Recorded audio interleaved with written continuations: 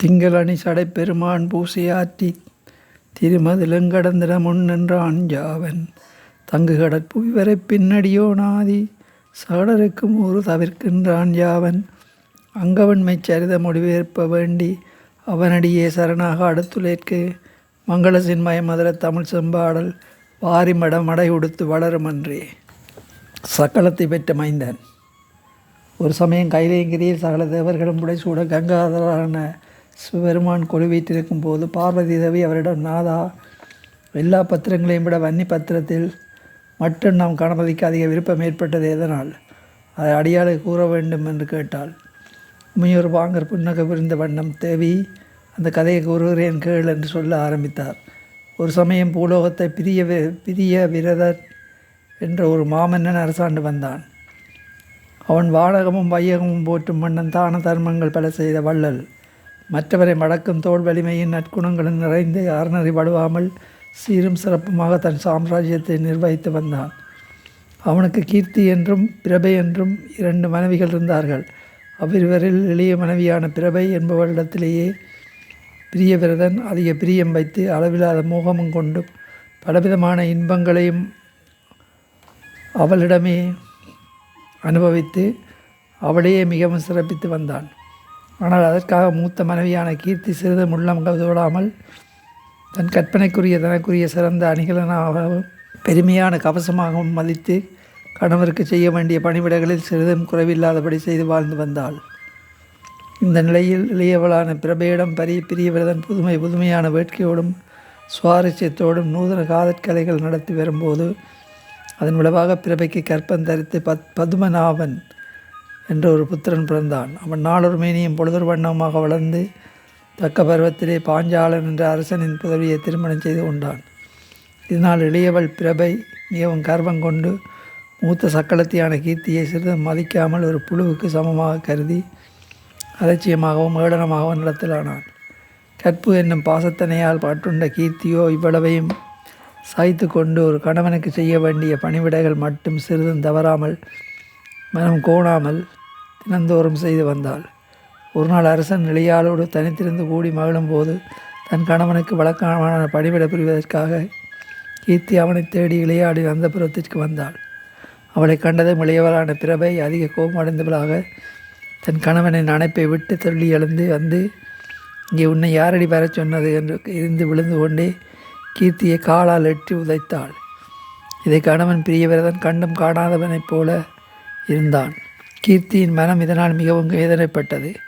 இளையால் தன்னை காலால் எட்டி உதைத்ததை கண்ட பிறகும் தன் கணவர் அவள் மேல் கொண்டுள்ள மோகத்தினால் அதை பற்றி ஒன்றும் விசாரிக்காமல் அந்நியரைப் போல் விரோதம் பாவிப்பதை நினைத்து மிகவும் உள்ளம் வெந்தாள். இத்தகைய கேவலமான நிலையில் உயிர் வாழ்ந்திருப்பதை காட்டிலும் உடலை வதைத்தோ நஞ்சுண்டோ மலையிலிருந்து குதித்தோ குளத்தில் விழுந்தோ உயிரை விட்டு விடுவதை மேல் என்று தீர்மானித்தாள். இந்த எண்ணத்துடன் அவள் உள்ளம் புழுங்கி உடல் கௌசியவாறு அந்த கணமே அரண்மனையை விட்டு நீங்கி வெளியேறினாள். கண்ணிலிருந்து நீர் பெருக மனம் போன வாக்கில் அவள் நடந்து கொண்டிருந்த போது அவளை நோக்கி புரோகிதன் என்ற ஒரு ஜாசகம் கேட்டு பெற வந்தான். அவன் படும் அந்த மனவேதனையை முகத்து குறிப்பினால் அறிந்து கொண்ட அந்த புரோகிதன் அவள் வாயிலாக அவன் மனக்கவலையெல்லாம் கேட்டு தெரிந்து கொண்டாள். மகாராணி, உன் உள்ளத்தை குடையும் துயரங்களை எல்லாம் மறந்துவிடு. எல்லா நன்மைகளையும் வரையாத அளிக்கவல்ல ஐங்கர விநாயகரை மனதாலும் வாக்காலும் மையன்போடு பூஜை செய்து அவர் அருள் பெற்று எல்லா பாக்கியங்களையும் நீ விரைவில் அடைவாயாக. இளையால் முகத்தில் இருக்கும் கணவன் உன்னை நாடி உன்னிடமே வசப்பட்டிருப்பான் என்று கூறி அக்கணேசமூர்த்தியை வழிபாடு செய்யும் முறையையும் அவளிடம் கூறி சென்றான் புரோகிதன். அதனால் கீர்த்தி புத்துணர்ச்சியும் உற்சாகமும் பெற்று மந்தார மரத்தின் நிழலில் வீட்டிருக்கும் விநாயகரை தோழிகள் கொண்டு வந்து கொடுக்கும் அருகு திருமஞ்சனம் முதலான பொருட்களால் நாள்தோறும் பூஜை செய்து வந்தாள். ஒரு நாள் பூஜைக்குரிய அருகம்புல் தாதிகளுக்கு கிடைக்காமல் போய்விட்டது. அதனால் தாதிகள் என்ன செய்வோம் என்று தீர்த்து தங்களுக்கு எதிரில் ஒரு வன்னி மரம் இருப்பதை கண்டு அதன் இலையை பறித்து கொண்டு கீர்த்தியிடம் திரும்பி வந்து, மகாராணி, இன்று எங்கே தேடியும் அருகம்புல் கிடைக்கவில்லை. அதனால் பூஜை நிற்கக்கூடாது என்று வன்னி பத்திரம் பறித்து கொண்டு வந்திருக்கிறோம். அது அர்ச்சனைக்கு உகந்ததா இல்லையா என்பதை பற்றி எங்களுக்கு ஒன்றும் தெரியாது. இருந்தாலும் இந்த வன்னி பத்திரத்தை கொண்டே இன்றைய பூஜையை நீங்கள் குறைவில்லாமல் முடித்துவிட வேண்டும் என்று கூறினார்கள். அதை கேட்ட கீர்த்தி மனம் வருந்தினாள். பிறகு வேறு வழியின்றி அந்த வன்னி இலைகளை கொண்டே அன்றைய தினம் விநாயகப் பெருமானுக்கு அர்ச்சனை செய்து பூஜித்தாள். அப்படி பூஜை செய்த மருகம்புள்ளில் அர்ச்சனை செய்யாத குறை நீங்குமாறு அன்னாகாரமின்றி அன்று முழுவதும் பட்டினி கிடந்தாள். மறுநாள் விடியற்கால நேரத்தில் அவள் கனவிலே விநாயகப் பெருமான் காட்சி தந்து, பெண்ணே, அருகம்புல் கிடைக்காத காரணத்தால் பத்திரம் கொண்டு நீ தூய்மையான பக்தியோடு அர்ச்சித்ததை நான் முழு மனதுடன் ஏற்றுக்கொள்கிறேன். அர்ச்சித்த வன்னியில இப்போது இருக்கும் இடத்தை பார் என்றார். அவருடைய திருமுடி மீது தான் அர்ச்சித்த வள்ளி இலைகளெல்லாம் இருப்பதை கண்டதும் கீர்த்தியின் விழிகளிலிருந்து ஆனந்த கண்ணீர் பெருகி வழிந்தது. பெண்ணே, உன் உள்ளம் விரும்பும் வரத்தை கேள் என்றார் விநாயகர். கீர்த்தியோ அதை கேட்க வெட்கப்பட்டு கொண்டு ஓர் தூண் மறைவில் நாணத்தோடு ஒதுங்கினாள். அதனால் அவளுடைய விருப்பத்தை உணர்ந்து விநாயகர் புன்சிரிப்பு உதிர்த்து, உன் நாயகன் பிரிய விரதன் இன்று முதல் உன்னிடத்தில் மிகவும் பிரியம் வைத்திருப்பான்.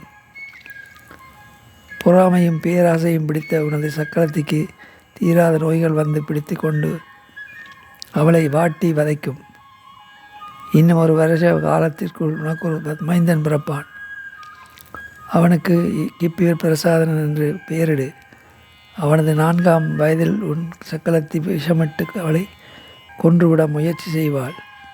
அதனால் உன் பாலகன் மூர்ச்சிப்பான் என்றாலும் கிருச்சத்தமருடைய உதவியால் உன் குமாரன் விஷம் நீங்கி அவன் சுகமடைவாள் என்று திருவாய் மடந்து தம் திருவிருவை மறைத்தார். இவ்விதம் விக்னராஜர் அவளுக்கு கனவில் கூறியதை தூக்கம் கலந்து கண் விழித்ததும் கீர்த்தி நினைத்து கொண்டு இன்னுமாக மகிழ்ந்தாள்.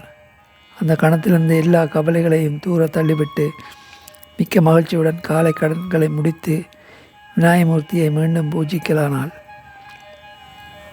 அதன் விளைவாக இளையாளான பிறவைக்கு வெப்பு நோய் உண்டாகி அதன் மூலமாய் பற்பல வியாதிகள் எல்லாம் கிளம்பி அவளுடைய உடலை வாட்டி வதைக்கவே தன் அழகனத்தையும் இழந்தாள். அதே சமயம் இடைவிடாமல் பிள்ளையார் பூஜை செய்யும் மகிமையால் மூத்தாளான கீர்த்தி புதுமையான தேஜஸும் பெருமகிழ்ச்சியினால் முகப்பொழிவும் உடல் பூரிப்பும் பெற்று பேரளவுடன் நினைத்தாள். எனவே அழகு பித்தரான பிரிய விரதன் நோயால் உருக்குலைந்த இளையாளிடம் வெறுப்புற்று மகாலட்சுமி போல் கண்கொள்ள அழகுடன் வட்டமிடும் மூத்தாளான கீர்த்தியிடம் காதல் மிக கொண்டு அவனை நாடி வந்தாள். அதன் பயனாக தம்பதிகளுக்கு ஒரு ஆண் குழந்தை பிறந்தது. அவனுக்கு கிப்பிர பிரசாதன் என்று பெயரிட்டு மிக பிரியத்துடன் வளர்த்து வந்தார்கள். கிப்பிர பிரசாதனும் பாலசூரியனைப் போல் பிரகாசமாக வளர்ந்து வரலானாள். அதை கண்ட இளையாளான பிறவை மிகவும் பொறாமை கொண்டு உள்ளூர மனம் விரும்பினாள். மூத்தாள் மகனான கிப்பிர பிரசாதன் இன்னமும் உயிரோடு இருப்பானாயில் தன் குமாரனுக்கு எதிர்கால அரசுரிமை பட்டம் இல்லாமல் போகுமே என்று நினைத்து மனம் கொதித்தாள். எனவே சக்களத்தின் பாலகனை ஒடித்து கட்ட என்ன செய்யலாம் என்று யோசிக்கலானாள். கிப்பிர பிரசாதனுக்கு 4 வயது இருக்கும்போது ஒரு நாள் யாருக்கும் தெரியாமல் அவன் சாப்பிடும் ஆகாரத்தில் கொடும் விஷத்தை மாற்றாந்தாயான பிறவை கலந்து விட்டாள். அதை சாப்பிட்ட ராஜகுமாரன் விஷம் தலைக்கேற மயங்கி கீழே விழுந்து விட்டான். அதை கண்டதன் தந்தை பிரியவிரதன் பதறிப்போய் அரண்மனை வைத்தியர்களை எல்லாம் அழைத்து பெறச் செய்தான். ஆனால் மணிமந்திர ஔஷதங்களாலும் எல்லாவித பரிகாரங்களினாலும் எவ்வளவோ முயன்றும் குமாரனின் விஷத்தை இறக்கவோ மூச்சைதலையும் செய்யவோ முடியவில்லை. முன்பொரு தடவை தான் கண்ட கனவைப் போல தன் மைந்தனை பிழைப்பிக்க வல்லவர் கிரிச்சமதர் ஒருவரே என்பதை நினைவுக்கு கொண்டு வந்த கீர்த்தி அவனை வாரி எடுத்து கொண்டு கிரிச்சமத முனிவரின் ஆசிரமத்தை நோக்கி விரைந்தோடினான். ஆனால் பாதி வழி செல்லும்போது குழந்தையின் ஆவி பிரிந்துவிட்டது. உன்னுடைய மூக்கு, நெஞ்சு, கைகால் முதலியனவை அனைத்தையும் தொட்டு பார்த்தும் மைந்தன் கண்களில் மஞ்சள் ஏறி இருப்பதையும் கண்டும் கீர்த்தி தீர்த்தாள். அவளுடைய தாயுள்ளம் பதறி துடித்தது. ஐயோ, என் அருந்தவ மகனே, என் நெஞ்சை சாம்பலாக்கி போய்விட்டாயே. இனி உன்னை எப்படி கொண்டு போய் தீயிலிட்டு சாம்பலாக்குவேன்? உனக்கு நஞ்சிட்ட நீ சாவதைக் கண்டு ஆனந்த கண்ணீர் விடக்கூடாது என்பதற்காகவோ நடுக்காட்டிற்கு வந்து உயிர் நீத்து உன் தாயை துயர கண்ணீரில் தள்ளிவிட்டு போனாய். என்று கீர்த்தி தன் மகனின் உயிரற்ற சடலத்தை பார்த்து பலவாறாகவும் புலம்பி அழுதாள். விநாயகப் பெருமானின் கிருபையினால் வேலனத்தை ஞான திருஷ்டியின் மூலம் அறிந்த கிரிச்சதம்பர முனிவர் தம் ஆசிரமத்தை விட்டு விரைந்து வந்து அழுது கொண்டிருந்த கீர்த்தியை அருள் கணிந்த பார்வையால் நோக்கி, பெண்ணை கவலைப்படாதே, முன்பொரு தடவை நீ விநாயக மூர்த்தியை வன்னி பத்திரத்தால் பூஜை செய்திருக்கிறாய். அந்த பூஜையின் பலனை உன் புத்திரன் கையிலே தத்தம் செய்துவிடு, உடனே அவன் உயிர் பிழைத்து விடுவான் என்று என்றார். கீர்த்தியும் அவ்வாறே அந்த பலனை மைந்தனுக்கு தத்தம் செய்தாள். உடனே பாலகன் தூக்கத்திலிருந்து கண் விழித்து எழுபவன் போல் உயிர் பெற்றெழுந்து கிரிச்சதம்பர முனிவருடைய திருவடிகளில் விழுந்து வணங்கி எழுந்தான். கீர்த்தியும் தன் மைந்தனோடு முனிவரை பலமுறை பலம் வந்து தொழுது, சுவாமி வன்னி பத்திரத்தின் மகிமை தெரியாமலே அருகம்போல் கிடைக்காத காரணத்தினால் ஒரு நாள் அதை கொண்டு விநாயகமூர்த்தியை அர்ச்சித்து போயித்தேன். அதன் பயனாக விஷம் உண்டு மாண்ட என் மகன் விஷம் நீங்க பெற்று உயிர் பெற்று எழுந்தான். அதனால் அவ்வன்னி பத்திரத்தின் மகிமையை கருணை கூர்ந்து எனக்கு கூறியருள வேண்டும் என்று வேண்டினான். பெண்ணே, வன்னி பத்திரத்தின் மகிமையால் எவ்வளவுதான் எடுத்து சொன்னாலும் அதற்கு அளவோ முடிவோ கிடைக்காது. அதன் மகிமையை நாரத முனிவர் தெய்வேந்திரனுக்கு உபதேசித்திருக்கிறார். அதனை உனக்கு இப்போது கூறுகிறேன் கேள் என்று முனிவர் ஆரம்பித்தார். திங்களனி சடப்பெருமான் பூசையாற்றி திருமதிலும் கடந்தின முன் நின்றான் யாவன். தங்கு கடற்பு விரப்பின் அடியோனாதி சகலருக்கு மூறு தவிர்க்கின்றான் யாவன்.